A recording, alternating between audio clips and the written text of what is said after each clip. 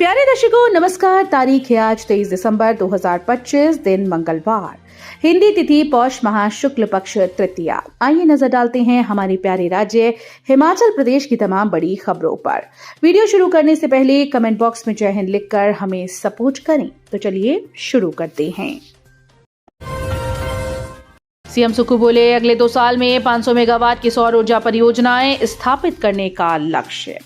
ऊर्जा क्षेत्र में राज्य को आत्मनिर्भर बनाने और ग्रीन एनर्जी स्टेट के रूप में हिमाचल को स्थापित करने के लक्ष्य को हासिल करने की दिशा में हिमाचल तीव्र गति से अग्रसर है। मुख्यमंत्री सुखविंदर सिंह सुक्खू ने कहा कि प्रदेश सरकार ने मार्च 2026 तक 90% से अधिक ऊर्जा की आवश्यकता नवीकरणीय ऊर्जा स्रोतों से पूरी करने का लक्ष्य निर्धारित किया है।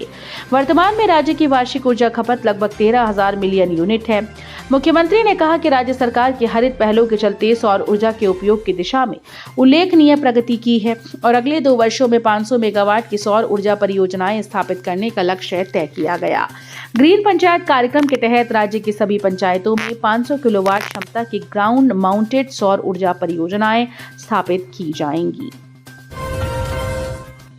हिमाचल के स्कूल में नए साल से बड़ा बदलाव, मोबाइल फोन व स्मार्ट वॉच सहित 6 उपकरणों के इस्तेमाल पर रोक, उल्लंघन पड़ेगा भारी।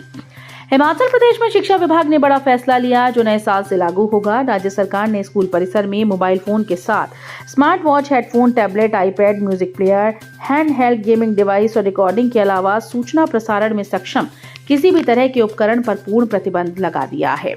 सचिव शिक्षा विभाग राकेश कंवर की ओर से इस संबंध में अधिसूचना जारी कर दी गई। विभाग ने इसको लेकर एक एसओपी जारी की है। 1 जनवरी से स्कूल में ये नए नियम लागू होंगी। शिमला आईजीएमसी में मरीजों को पीटने वाला डॉक्टर ड्यूटी से हटाया। स्वास्थ्य मंत्री बोले, कड़ा एक्शन होगा, नई गाइडलाइंस बनेंगी। आईजीएमसी शिमला हिमाचल प्रदेश के शिमला में इंदिरा गांधी मेडिकल कॉलेज और अस्पताल में मरीज के साथ मारपीट करने के आरोपित को डॉक्टर को तत्काल प्रभाव से ड्यूटी से हटा दिया गया।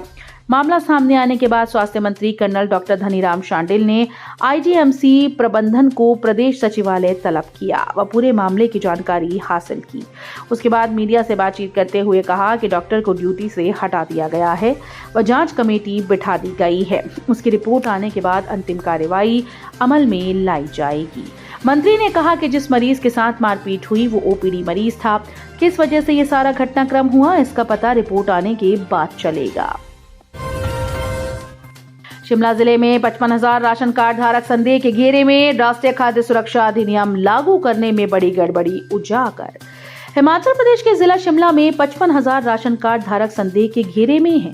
शिमला में राष्ट्रीय खाद्य सुरक्षा अधिनियम 2013 के क्रियान्वयन को लेकर बड़ा सवाल खड़ा हो गया। सोमवार को हुई जिला स्तरीय सतर्कता समिति की समीक्षा बैठक में सामने आया कि 55,839 राशन कार्ड लाभार्थी संदेहजनक पाए गए हैं। इतनी बड़ी संख्या में संदिग्ध लाभार्थियों का सामने आना न केवल प्रणाली की पारदर्शिता पर सवाल उठाता है बल्कि वास्तविक पात्र परिवारों के हक पर भी सीधा असर डाल सकता है। हिमाचल के बस अड्डों पर यात्रियों को मिलेगा अच्छी क्वालिटी का खाना। हिमाचल के बस अड्डों में यात्रियों को बेहतर सुविधा मिलेगी। सफर के दौरान यात्रियों को बस अड्डों पर अच्छी क्वालिटी का खाना मिलेगा। यही नहीं, शॉपिंग के लिए भी नामी ब्रांड्स रेस्टोरेंट बस अड्डों में होंगी। एचआरटीसी यात्रियों की सुविधा के लिए जल्द ही ये सुविधा शुरू करने जा रहा है। हाल ही में आयोजित बस अड्डा प्राधिकरण की बैठक में इसे मंजूरी मिल गई है। बैठक में निर्णय लिया गया कि प्रदेश में जितने भी बस अड्डे हैं उनमें खाली पड़े व्यावसायिक परिसरों को चिन्हित किया जाएगा। उनमें कितनी जगह है उसका पूरा आकलन करके कंपनी से संपर्क साधा जाएगा। कालका शिमला ट्रैक पर दौड़ेगी हॉलीडे स्पेशल ट्रेन, यात्रियों को मिलेगी सुविधा। व्हाइट क्रिसमस का सपना संजोए देश विदेश से शिमला पहुंचने वाले पर्यटकों के लिए रेलवे जल्द ही हॉलीडे स्पेशल ट्रेन शुरू करने वाला है। 1-2 दिनों के भीतर ये ट्रेन विश्व धरोहर कालका शिमला रेल ट्रैक पर दौड़ती नजर आएंगी। हालांकि इस वर्ष ये ट्रेन चलने में थोड़ी देरी हुई है, लेकिन क्रिसमस से ठीक पहले चलने वाली इस ट्रेन का सीधा लाभ सैलानी पहाड़ों की रानी शिमला तक पहुंचने के लिए ले पाएंगे। गौर रहे कि बर्फबारी के बीच क्रिसमस व न्यू ईयर सेलिब्रेशन की हसरत लिए हर वर्ष भारी संख्या में देश विदेश के पर्यटक प्रदेश की राजधानी शिमला पहुंचते हैं। कांग्रेस ना तो महात्मा गांधी का नाम कुचलने देगी, ना ही मिटने देगी। प्रदेश कांग्रेस ने मनरेगा से राष्ट्रपिता महात्मा गांधी का नाम हटाने और इसके मूल उद्देश्य को कमजोर करने के खिलाफ सोमवार को जिला उपायुक्त कार्यालय के बाहर धरना प्रदर्शन का आयोजन किया। इस मौके पर अपने संबोधन में पार्टी प्रदेश अध्यक्ष विनय कुमार ने कहा कि कांग्रेस न तो राष्ट्रपिता महात्मा गांधी का नाम कुचलने देगी न मिटने देगी। उन्होंने कहा कि भाजपा के षड्यंत्र को किसी भी स्तर पर सफल नहीं होने दिया जाएगा। इसके लिए कांग्रेस देश व प्रदेश भर में जन जागरूकता अभियान छोड़ेगी। उन्होंने कहा कि केंद्र की पूर्व मनमोहन सरकार ने मनरेगा योजना के तहत गांव के गरीब व असहाय लोगों को अपने ही क्षेत्रों में रोजगार कानून की जो महत्वपूर्ण गारंटी दी थी, आज केंद्र की मोदी सरकार ने उस पर कैंची चलाते हुए योजना को कमजोर करने का काम किया है। प्रशासन का बड़ा कदम। जिले में सड़क किनारे घूम रहे बेसहारा पशुओं को गौशाला तक पहुंचाने के लिए हर उपमंडल स्तर पर समिति गठन को लेकर अधिसूचना डीसी अनुपम कश्यप ने जारी कर दी। इस अधिसूचना के अनुसार समिति के अध्यक्ष एसडीएम होंगे। इसके साथ ही अधिशासी अभियंता, लोक निर्माण विभाग, खंड विकास अधिकारी, थाना प्रभारी, नगर निकाय, पंचायत सदस्य, स्थानीय गौशाला का प्रतिनिधि, पशु आश्रय के प्रतिनिधि इस समिति के सदस्य रहेंगे। हिमाचल में स्कूली छात्रों के लिए बनेगी नई परिवहन नीति, सरकार उठाएगी जिम्मा। शिक्षा मंत्री ने समीक्षा बैठक में दिए निर्देश। हिमाचल प्रदेश के सरकारी स्कूल के विद्यार्थियों के लिए नई परिवहन नीति बनेगी। कम विद्यार्थियों की संख्या वाले स्कूल को मर्ज व बंद करने, बस कार्ड की व्यवस्था लागू होने के बाद विभाग नियमों में बदलाव करने जा रहा है। ऐसे स्कूल जहां के लिए सरकारी बस नहीं चलती, वहां के लिए निजी बसेस में सफर के लिए भत्ता देने पर विचार किया जा रहा है। इसका जिम्मा सरकार उठाएगी। इसका नियम विभाग कैबिनेट में रखेगा।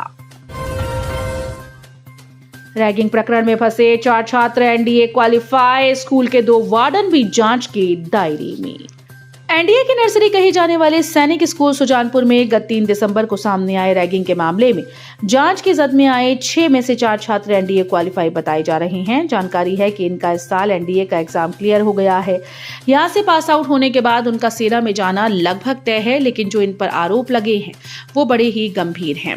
ऐसे में अब सवाल ये भी उठने लगा है कि सैनिक स्कूल जैसे शिक्षण संस्थान में जहां अनुशासन को सबसे अधिक तरजीह दी जाती है, वहां इन छात्रों ने जूनियर के साथ रैगिंग जैसे घटनाक्रम को अंजाम क्या वाकई दिया होगा, और दिया तो क्यों? ज्यादा कूड़ा पैदा करने वालों को खुद करना होगा निपटान। बल्क वेस्ट जनरेटर्स BWG अब खुद गीले कचरे का निपटान करेंगे। जिन व्यापारिक और अन्य संस्थानों से प्रतिदिन 100 किलो से ज्यादा गीला कचरा निकलता है, ऐसे संस्थानों को गीले कचरे की ऑन साइट प्रोसेसिंग करनी होगी। नगर निकाय और प्रदूषण कंट्रोल बोर्ड ऐसे संस्थानों पर नजर रखेगा। ये नियम प्रदेश के होटल्स, ढाबों व रेस्टोरेंट, अस्पताल, शैक्षणिक संस्थान, शॉपिंग मॉल, विवाह स्थल और धार्मिक स्थलों पर लागू होता है। नए दिशा निर्देशों के तहत प्रदेश में कचरा प्रबंधन पर सख्ती से काम किया जा रहा है। हिमाचल के मझान गांव में भेड़िए की दहशत। तहसील के गाड़ा पारली पंचायत के मझान गांव में भेड़िए ने घर के अंदर भेड़बाड़े में घुसकर रात के अंधेरे में आतंक मचा दिया। भेड़िए ने इस दौरान 28 भेड़ों को अपना शिकार बनाया। भेड़बाड़ा पक्की दीवारों से बना हुआ था। भेड़िए ने एक छोटी खिड़की से घुसकर इस घटना को अंजाम दिया। भेड़ मालिक आलमचंद ने बताया कि उनके गांव में 2 मकान हैं। जिन मकान में भेड़ें रखी थी वहां उनकी रिहाइश नहीं है। मनाली में देह व्यापार का भांडाफोड़, 3 महिलाओं समेत 5 गिरफ्तार। पर्यटकों से चल रही थी सौदेबाजी। पुलिस ने पर्यटन नगरी मनाली के माल रोड में देह व्यापार का भांडाफोड़ किया। माल रोड में सरेआम पर्यटकों को अपने जाल में फंसाने वाले गिरोह के 5 लोगों को भी पुलिस ने गिरफ्तार किया। नालागढ़ का युवक 60 ग्राम चिट्टे के साथ गिरफ्तार। स्वारघाट थाना पुलिस टीम ने कुलाड़ी नालागढ़ निवासी एक 22 वर्षीय युवक से 60 ग्राम चिट्टा पकड़ा है। जानकारी के अनुसार गश्त पर निकली पुलिस टीम ने 4 लेन सड़क पर करमाला बस ठहराव पर वर्षा शालिका के नीचे बैठे युवक को देखा। तलाशी ली गई तो उसके पास से ये चिट्टा बरामद हुआ। तो ये थी आज की फटाफट खबरें। हम मिलेंगे अगले बुलेटिन में, तब तक के लिए धन्यवाद। जय हिंद।